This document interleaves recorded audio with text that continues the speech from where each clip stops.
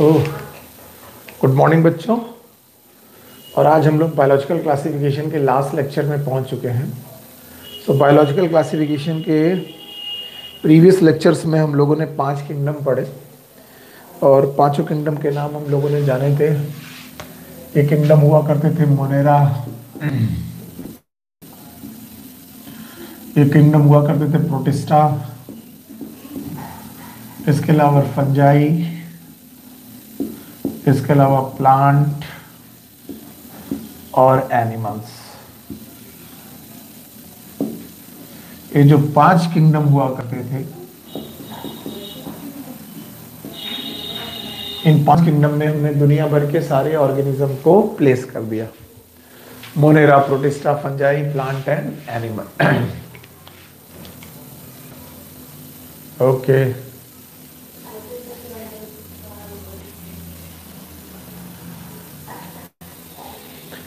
फिर हम लोगों ने देखा कि 5 किंगडम क्लासिफिकेशन की कुछ लिमिटेशंस भी थी।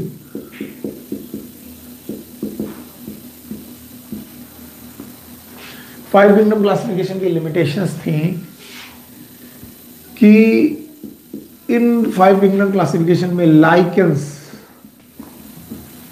दे हैव नो प्लेस, इनको किसी भी प्लेस में नहीं रखा गया। यानी अगर हम पूछें कि लाइकेन को मोनेरा, प्रोटिस्टा, फंजाई, प्लांट और एनिमल में किस किंगडम में है, तो लाइकेन को कोई प्लेस नहीं मिली। याद रखना, लाइकेन जैसे ऑर्गेनिज्म को कोई प्लेस नहीं मिली। इसके अलावा there are some acellular form also, कुछ ए सेलुलर फॉर्म है। ए सेलुलर फॉर्म का मतलब है विदाउट सेल, ऐसे ऑर्गेनिज्म जिनमें सेल ना पाई जाए, ऐसे ऑर्गेनिज्म उन्हें बोलना ठीक नहीं रहेगा, लेकिन ऐसे मैं बोल सकता हूं कि पैथोजेंस हैं जो ए सेलुलर फॉर्म के हैं, जैसे कि वायरस, जैसे कि वायरॉइड्स,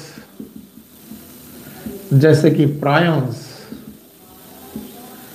ये सब ए सेलुलर है। इनमें नो साइटोप्लाज्म, इनके पास कोई साइटोप्लाज्म नहीं है। सो ऐसे ऑर्गेनिज्म या फिर ऐसे पैथोजन को भी किसी भी जगह पर प्लेस मिली। तो आज हम बचे हुए ऑर्गेनिज्म या बचे हुए ए सेलुलर फॉर्म को पढ़ने के लिए आए हैं।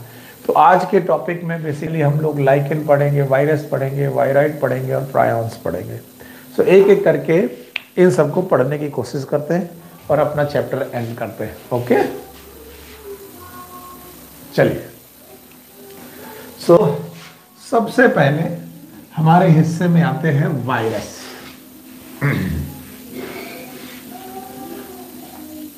आइए हम लोग वायरस को समझने की कोशिश करते हैं।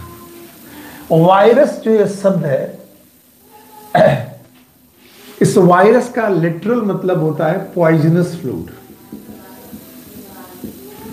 पॉइजनस फ्लूइड, या फिर इसी को हम लोग वेनम के नाम से जानते हैं। वेनम का मतलब ही होता है विष, जहर या पॉइजनस फ्लूइड। अच्छा, वायरस की डिस्कवरी की एक बड़ी दिलचस्प कहानी है, मैं वो आपको बताने की कोशिश करता हूं। एक साइंटिस्ट हुए हैं लुईस पास्चर।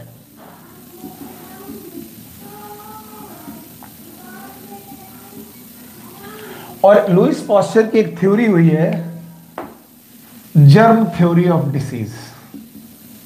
ऑल्दो थोड़ा आगे की बात है, जर्म थ्योरी ऑफ डिसीज।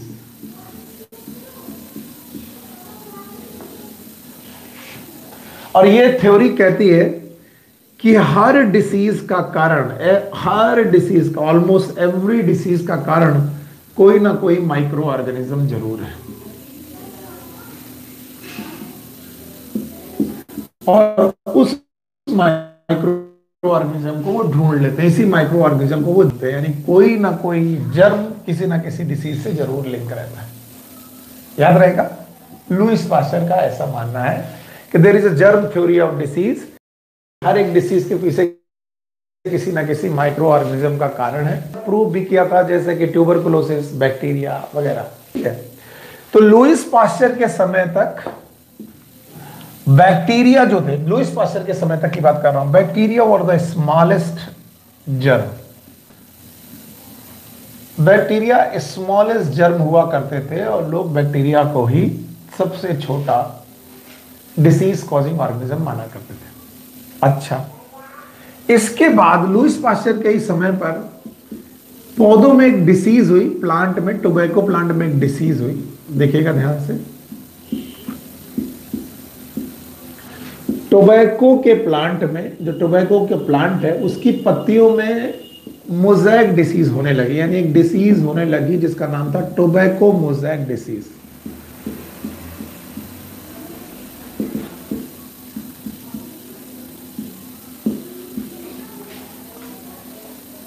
याद रखना, टोबैको मोज़ेक डिसीज। अब चूंकि ये डिसीज है तो कोई ना कोई इसके कारण, इसके लिए जर्म रहा होगा, क्योंकि लुईस पाश्चर जी कहते थे कि हर डिसीज के पीछे कोई ना कोई जर्म है।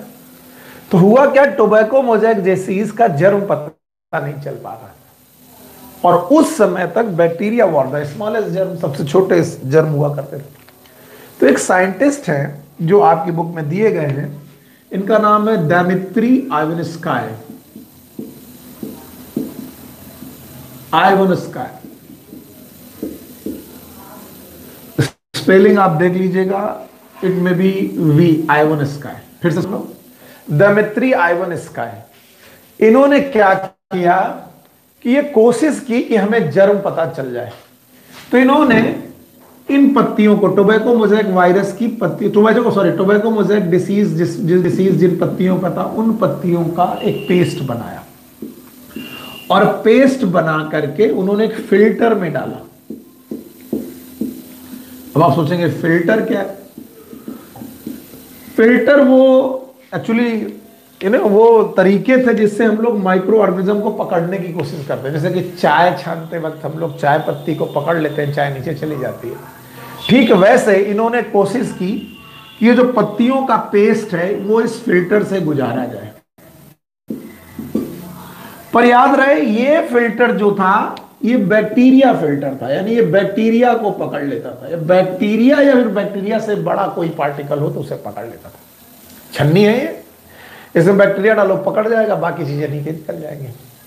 अब हुआ क्या कि टोबैको मोज़ेक डिसीज का जो पेस्ट बनाया गया, जो पत्तियां, जिन पत्तियों का इन्फेक्शन हुआ, उस पेस्ट को इस फिल्टर से डाला गया और फिल्टर से डालने पर चीजें फिल्टर आउट हो गई। फिल्टर आउट हो गई और इस फिल्टर में कुछ भी नहीं दिखाई पड़ा, कुछ भी नहीं दिखाई पड़ा। Question mark. क्योंकि अगर बैक्टीरिया होता, अगर बैक्टीरिया कोई डिसीज कर रहे होते तो बैक्टीरिया की साइज का फिल्टर था, यानी बैक्टीरिया या बैक्टीरिया से बड़े साइज का कोई ऑर्गेनिज्म होता तो इस फिल्टर में गड़बड़ कर जाता, इस फिल्टर में इंफेक्शन हो जाता, इस फिल्टर में वो बैक्टीरिया फंस जाता। लेकिन वो बैक्टीरिया फिल्टर को क्रॉस करके चला गया। अब चूंकि डिसीज तो हो ही रही थी और डिसीज हो रही थी, इस वजह से ये बोला गया यहां कोई ना कोई माइक्रो ऑर्गेनिज्म जरूर है, कोई ना कोई माइक्रो ऑर्गेनिज्म जरूर है जो इस बैक्टीरिया को, फिल्टर को क्रॉस किया कर जा रहा है। अब दिमित्री आइवानोस्काय ने इसी ऑर्गेनिज्म का नाम, क्योंकि उस ऑर्गेनिज्म को पढ़ नहीं पाए, उनको ऑर्गेनिज्म मिला ही नहीं, इसलिए इस ऑर्गेनिज्म का नाम उन्होंने पॉइजनस फ्लूइड रख दिया। पॉइजनस फ्लूइड रख दिया, या फिर इसी शब्द को दिया, दैट इज वायरस। आजकल बहुत ज्यादा क्वेश्चन पूछा जाता है कि virus term was given by, तो आप याद रखना नई एनसीईआरटी में वायरस टर्म जो किसने दिया है अगर पूछा जाए तो आप बताइएगा, इट इज दिमित्री आइवानोस्काय। अगर आप इतना जान गए तो काफी कुछ जान गए।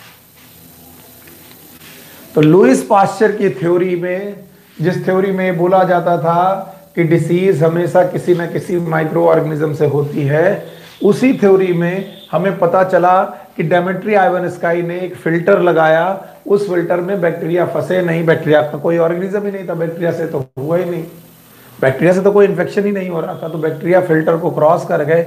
इसका मतलब ये बैक्टीरिया से भी छोटे माइक्रो ऑर्गेनिज्म हुआ करते थे, नहीं पकड़े गए, इसलिए इस फ्लूइड का नाम पॉइजनस फ्लूइड रखा गया। फ्लूइड है, इसका माइक्रो ऑर्गेनिज्म नहीं पकड़ा जा रहा।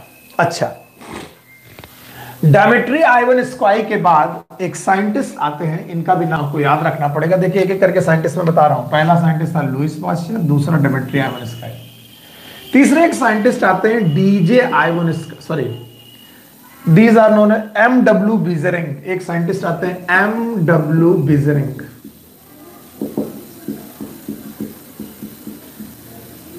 एम डब्ल्यू बीजरिंग को लगा कि जिस चीज को पॉइजनस फ्लूइड कहा जा रहा है, क्या वाकई उसमें डिसीज करने की क्षमता है कि नहीं। एक होता है कि हमने डिसीज पत्तियों से ही वो पेस्ट बनाया था, इसका मतलब डिसीज पत्तियों से बने हुए उस पेस्ट में कोई ना कोई माइक्रो ऑर्गेनिज्म रहा होगा। ये और बात है कि वो बैक्टीरिया के फिल्टर को क्रॉस कर गया, लेकिन वो कौन सा माइक्रो ऑर्गेनिज्म है, क्या वाकई कोई माइक्रो ऑर्गेनिज्म इस पॉइजनस फ्लूइड में है। इसके लिए इन्होंने इस पॉइजनस फ्लूइड को नॉर्मल प्लांट में डाला। याद रखना, नॉर्मल प्लांट में डाला। नॉर्मल प्लांट वो प्लांट है जिसमें कोई नहीं थी, उसमें ये पॉइजनस फ्लूइड डाला और इन्होंने देखा कि इन प्लांट में भी वो डिसीज हो गई और उस डिसीज का नाम था टोबैको मोज़ेक डिसीज।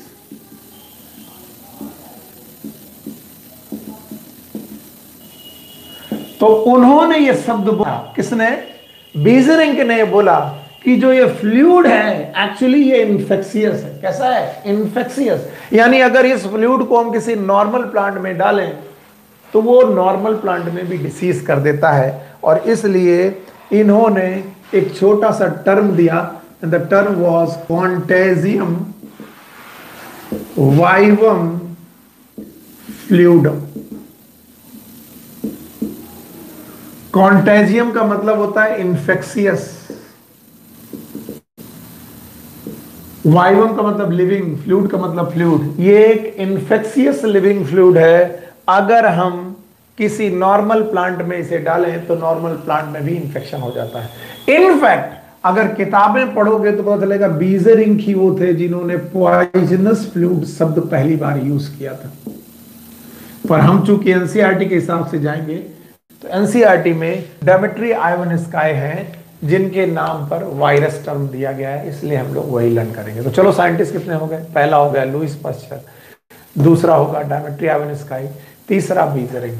अच्छा, इन तीनों की डिस्कवरी में आप एक चीज देख रहे हैं कि टोबैको मोज़ेक डिसीज में बैक्टीरिया छोटा माइक्रो ऑर्गेनिज्म है, लेकिन वो माइक्रो ऑर्गेनिज्म कौन है कोई नहीं जानता। ये जानते हैं कि वो बैक्टीरिया को फिल्टर को क्रॉस कर गया, ये जानते हैं कि वो फ्लूइड फॉर्म में है, ये जानते हैं कि वो फ्लूइड इन्फेक्शियस है, लेकिन ये नहीं जानते कि उस फ्लूइड में है कौन। पकड़ में कोई नहीं आ रहा है। तो जब पकड़ में कोई नहीं आ रहा है तो आपको याद रखना पड़ेगा इन साइंटिस्ट के नाम। पहला नाम है यस, पहला नाम आपने लिया था लुईस पाश्चर, दूसरा डायमेट्री आइवनस्काई और तीसरा जो नाम आपने लिया है इट इज बीजरिंग, एमडब्ल्यू बीजरिंग। ओके, इसके बाद चौथे साइंटिस्ट का नाम आपको याद रखना पड़ेगा WM स्टैनले। ये WM स्टैनले वो साइंटिस्ट हैं जिन्होंने पहली बार वायरस के क्रिस्टल बनाए। क्रिस्टल मतलब उन्होंने वायरस को पकड़ के देखा और वायरस को क्रिस्टल फॉर्म में पकड़ के देखा। He was the WM Stanley. चलिए इन साइंटिस्ट तक पहुंचने के लिए चारों साइंटिस्ट के नाम देखते हैं। पहला साइंटिस्ट है पाश्चर, जो जर्म थ्योरी देता है, जो ये बताते हैं कि जर्म थ्योरी ऑफ डिसीज है कि हर डिसीज के पीछे कोई ना कोई जर्म इंपॉर्टेंट है। लुईस पाश्चर के बाद आते हैं डीजे आइवनस्काई या डायमेट्री आइवनस्काई। ये पहली बार शब्द यूज करते हैं पॉइजनस फ्लूइड,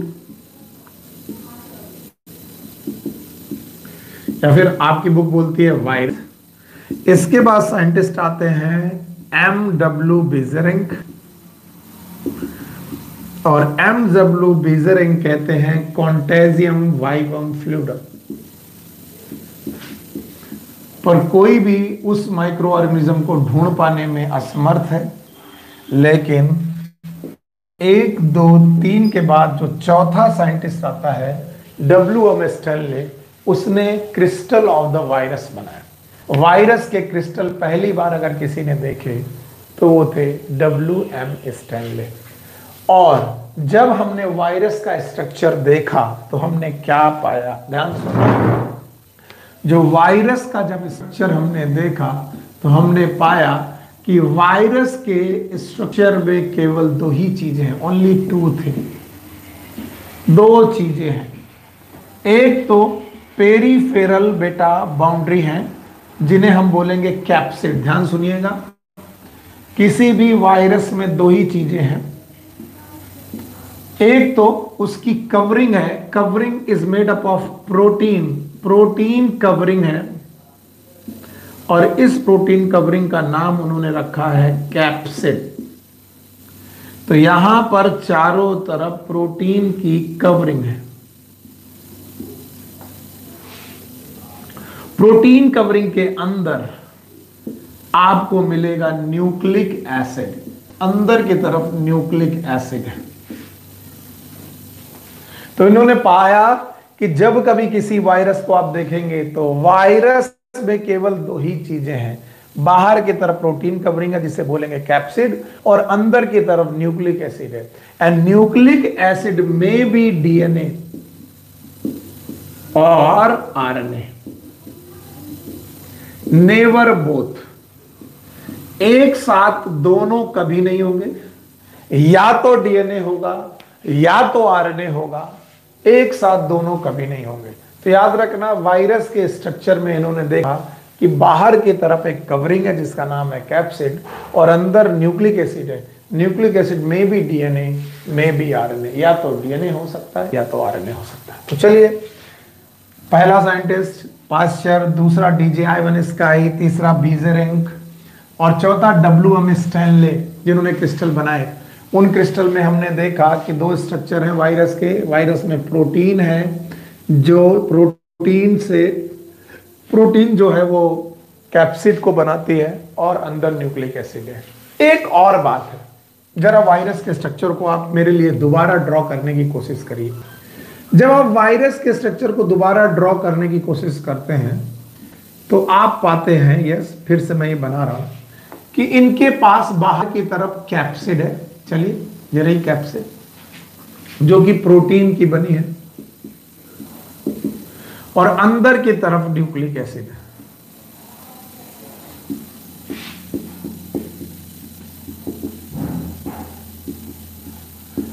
याद रखना, प्रोटीन और न्यूक्लिक एसिड की इस संरचना में देयर इज नो साइटोप्लाज्म, और अगर साइटोप्लाज्म नहीं है तो देयर इज नो मेटाबॉलिज्म, और अगर मेटाबॉलिज्म नहीं है तो इट इज नॉन लिविंग। इसका मतलब वायरस को नॉन लिविंग कंसीडर करना चाहिए। सो virus is nothing but non living thing. Why it is non living thing? फिर तो सुनो कि वायरस के स्ट्रक्चर में जब भी देखोगे तो आपको बाहर प्रोटीन मिलेगी, अंदर न्यूक्लिक एसिड मिलेगा, साइटोप्लाज्म है नहीं, देयर इज नो साइटोप्लाज्म, और साइटोप्लाज्म नहीं है तो मेटाबॉलिज्म नहीं है। मेटाबॉलिज्म अगर ना हो तो मेटाबॉलिज्म नहीं है तो आप जिंदा नहीं है, इसका मतलब आप नॉन लिविंग चीज। याद रखिए, लिविंग होने के लिए सबसे महत्वपूर्ण चीज क्या थी? मेटाबॉलिज्म, लेकिन यहां मेटाबॉलिज्म है ही नहीं। तो वायरस एक्चुअली एक नॉन लिविंग क्रिस्टल ही है। डब्ल्यूएम स्टैनले ने इसका क्रिस्टल ही बनाया था। लेकिन वायरस की एक बड़ी खूबी है कि जब यही वायरस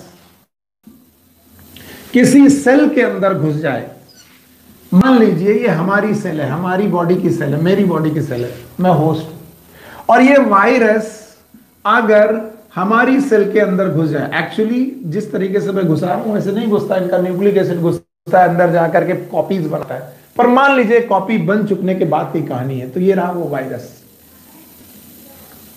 सो याद रखना, अब इस वायरस के पास साइटोप्लाज्म नहीं है, लेकिन ये होस्ट के साइटोप्लाज्म को यूज करेगा। अगर ये मेरे सेल के अंदर घुस गया, अगर ये वायरस मेरी सेल के अंदर घुस गया तो उसको साइटोप्लाज्म मिलेगा। किसका साइटोप्लाज्म मिलेगा? होस्ट सेल का। मान लीजिए मेरी बॉडी की कोशिका के अंदर ये वायरस घुस गया, तो मेरी बॉडी में जो कोशिकाएं हैं उनमें तो साइटोप्लाज्म है, उन साइटोप्लाज्म को ये यूज करेगा और यूज करके अपनी मेटाबॉलिज्म परफॉर्म करेगा। और जब ये मेटाबॉलिज्म परफॉर्म करने लगेगा तो लिविंग हो जाएगा। अजीब चीज है वायरस। अगर सेल के बाहर है तो नॉन लिविंग है, सेल के बाहर है तो नॉन लिविंग है, और किसी सेल के अंदर है तो लिविंग है। इसका मतलब virus is connecting link between living and non living. Virus is connecting link between living and non living.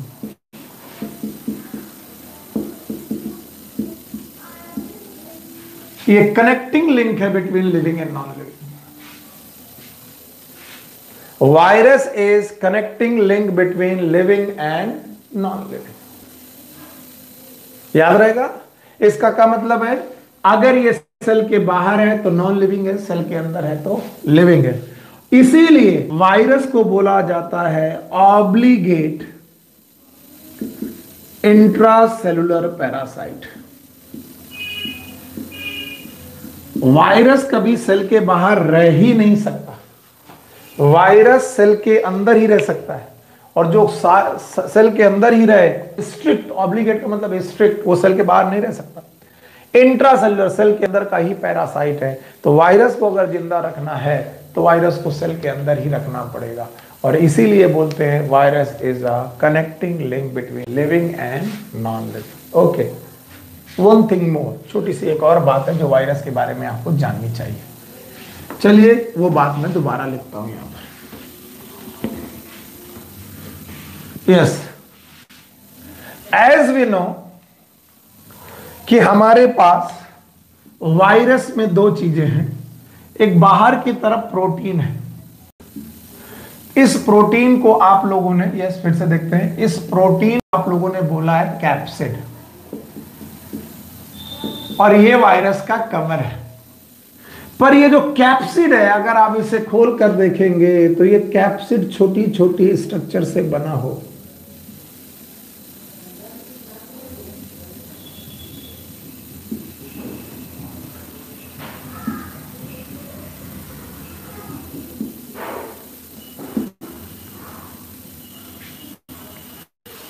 ये छोटे छोटे स्ट्रक्चर से बना होगा, तो हम बोलेंगे नो डाउट इस पूरे कवर को हम लोग कैप्सिड बोलेंगे। लेकिन हर एक कैप्सिड की एक छोटी यूनिट होगी, that is known as capsomere. और इस कैप्सोमियर का अरेंजमेंट हेलिकल हो सकता है, पॉलीहेड्रल हो सकता है। ये डिपेंड करेगा वायरस कैसा है।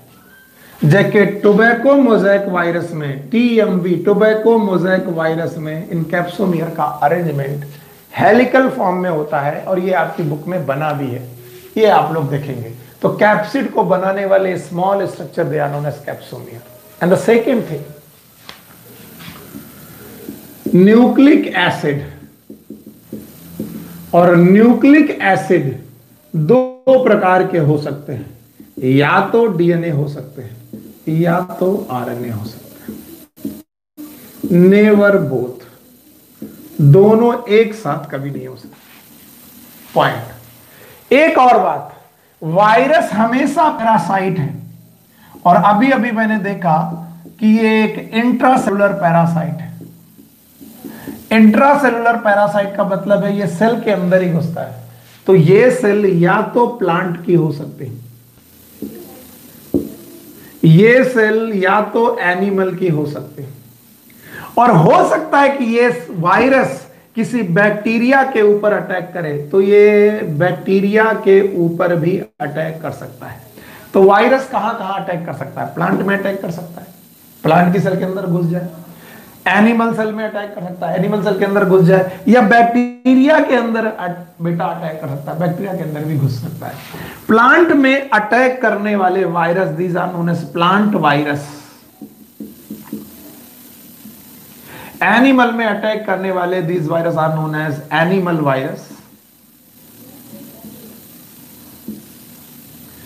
फाइटो वायरस, जो वायरस। और बैक्टीरिया पे अटैक करने वाले वायरस का नाम है बैक्टीरियोफेज। अब फिर से सुनो कि या तो डीएनए होगा या तो आरएनए होगा, लेकिन इनमें एक ट्रेंड होता है कि बता रहा हूं, जो प्लांट वायरस है इनमें जनरली सिंगल स्टैंडर्ड आरएनए पाया जाता है या डबल स्टैंडर्ड आरएनए पाया जा सकता है या फिर डबल स्टैंडर्ड डीएनए पाया जा सकता है। Sorry I am very much sorry. जो प्लांट वायरस है इनमें जनरली सिंगल स्टैंडर्ड आरएनए ही पाया जाता है generally.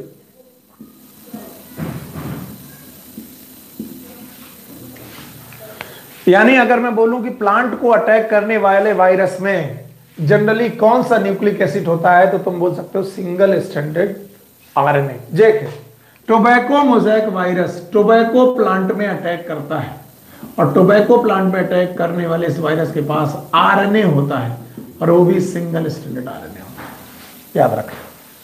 Now the animal virus में सिंगल स्टैंडर्ड आरएनए हो सकता है या फिर डबल स्टैंडर्ड आरएनए हो सकता है या फिर डबल स्टैंडर्ड डीएनए हो सकता है। यानी कि एनिमल वायरस में मल्टीपल वेरिएशन होते हैं, बहुत ज्यादा वेरिएशन होते हैं और बैक्टीरिया पर अटैक करने वाला virus generally double standard DNA रखता है। ये सारे डाटा एनसीईआरटी से रिलेटेड है, सो आप इन्हें लर्न कर लीजिएगा। ये सारी बातें मैं इन जनरल बता रहा हूं, जनरली ऐसा होता है, ऐसा होगा ही, हमेशा ऐसा हो जरूरी नहीं है, लेकिन जनरली ऐसा देखा गया है कि प्लांट वायरस में सिंगल स्टैंडर्ड आरएनए होता है। याद रखना, एनिमल वायरस में single standard RNA, double standard RNA या डबल स्टैंडर्ड डीएनए होता है और बैक्टीरिया को अटैक करने वाले बैक्टीरियोफेज में जनरली डबल स्टैंडर्ड डीएनए होता है। Thank you very much. अगर आप इतना देख चुके हैं तो आपने देखा कैसे प्रोटीन में, कैप्सिड में छोटे छोटे यूनिट होते हैं, these are known as capsomere. याद रखना, वायरस जनरली पैथोजेनिक होते हैं। पैथोजेनिक का मतलब ही होता है डिसीज कॉजिंग, जो डिसीज कॉज करते हैं। और इनसे रिलेटेड कुछ डिसीज हैं जो आपको याद रखनी पड़ेंगी, जैसे कि मम्स है, आपने मीजल्स का नाम सुना हो, आपने रूबियोला का नाम सुना हो, आपने स्मॉल पॉक्स का नाम सुना हो या फिर आपने चिकन पॉक्स का नाम सुना हो।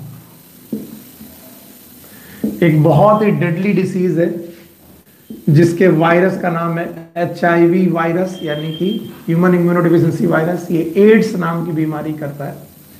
इसके अलावा आजकल एक बहुत ही महामारी है कोरोना वायरस।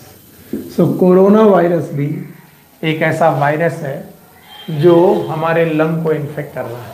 सो याद करिए, इनमें mumps, measles, rubeola, small pox, chicken pox, HIV, corona, ये सारे वायरसेस हैं जो डिसीज कॉजिंग हैं, जो आपको याद रखने पड़ेंगे।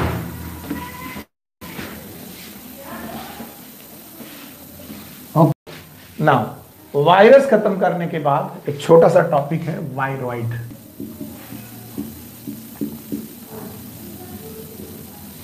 एक साइंटिस्ट हुए हैं टीओ डीनर,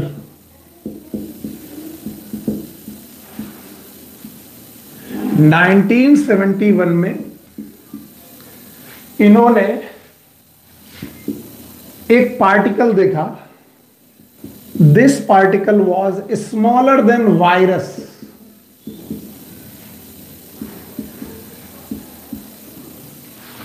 फिर सुनना, virus was smaller than bacteria but viroid is smaller than virus. ये वायरस से भी छोटे थे and these particle were having infectious RNA. इनके पास केवल आरएनए था जो इन्फेक्शियस था, यानी इन्फेक्शन कॉज करने वाला आरएनए था। आप याद करिए, वायरस अगर होता तो उसमें प्रोटीन होती और न्यूक्लिक एसिड होता। ये तो वायरस होता, लेकिन जो वायरॉइड है ये केवल न्यूक्लिक एसिड है, ओनली न्यूक्लिक एसिड। इसका मतलब ये वायरस से भी छोटे ऑर्गेनिज्म है। और याद रखना, इन्होंने एक डिसीज देखी, डिसीज वाज पोटैटो पोटैटो आपकी बुक में दी गई है, पोटैटो स्पिंडल ट्यूबर डिसीज।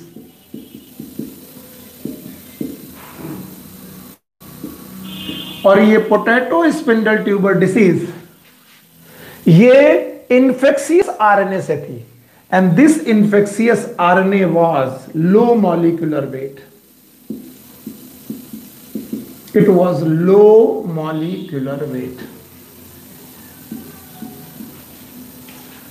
तो अब आप देखिए, वायरस में प्रोटीन भी थी और न्यूक्लिक एसिड भी था, पर यहां खाली न्यूक्लिक एसिड है,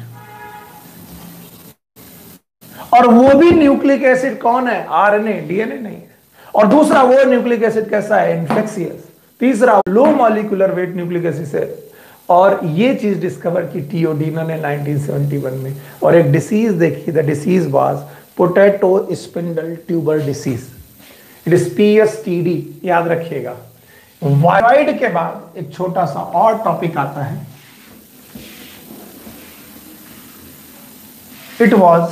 it is known as prion. Prion are abnormally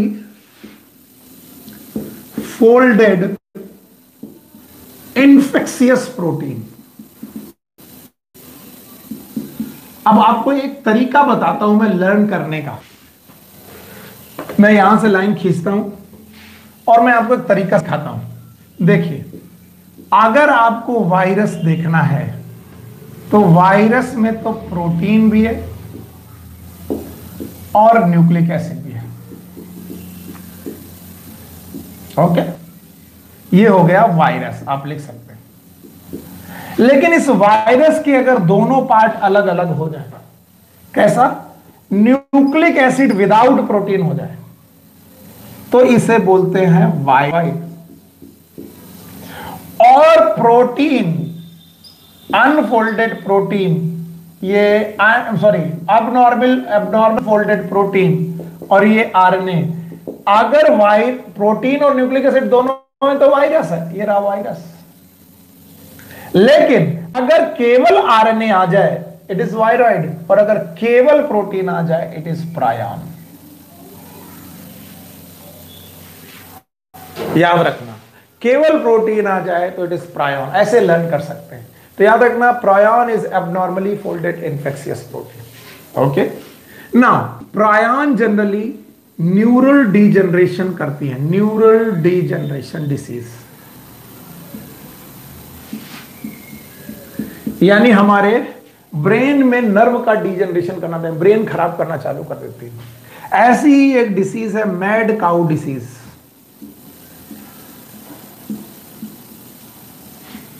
जिसको हम BSE भी बोलते हैं। It is known as bovine spongiform encephalopathy.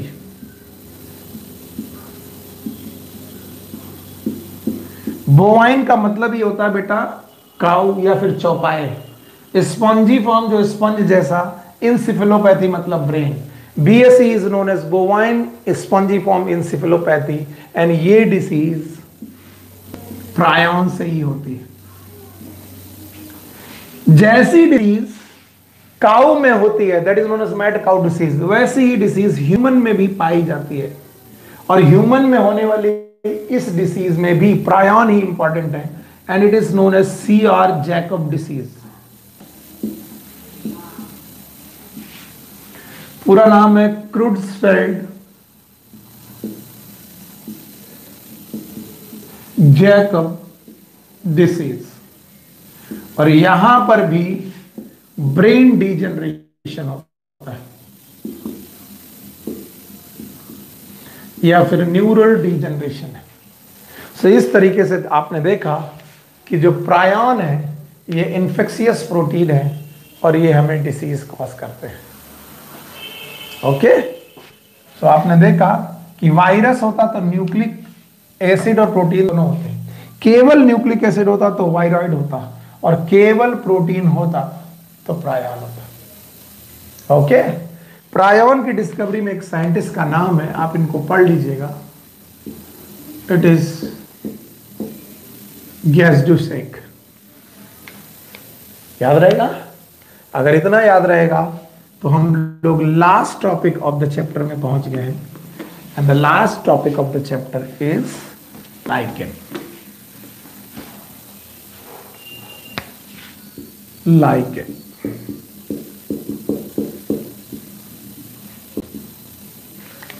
okay, lichen is a symbiotic relationship between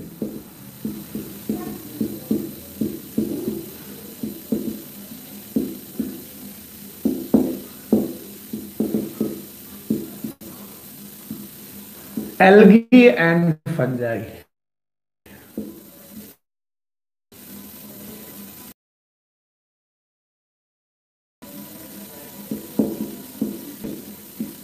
algae और फंजाई के बीच में एक सिम्बियोटिक रिलेशनशिप है। सिम्बायोटिक रिलेशनशिप का मतलब है दो लोग एक साथ रहते हैं और दोनों एक दूसरे को फायदा पहुंचाते हैं। इनमें जो एल्गल मेंबर है उसका नाम होता है फाइकोबायोंट। जो एल्गी है वो होता है फाइकोबायोंट और जो फंजाई होता है it is known as mycobiont. तो दो लोग हैं, एक है फाइकोबायोंट और एक माइकोबायोंट। अब ये दोनों एक दूसरे को फायदा कैसे पहुंचाते हैं याद रखिएगा। फाइकोबायोंट है ये फोटोसिंथेसिस करता है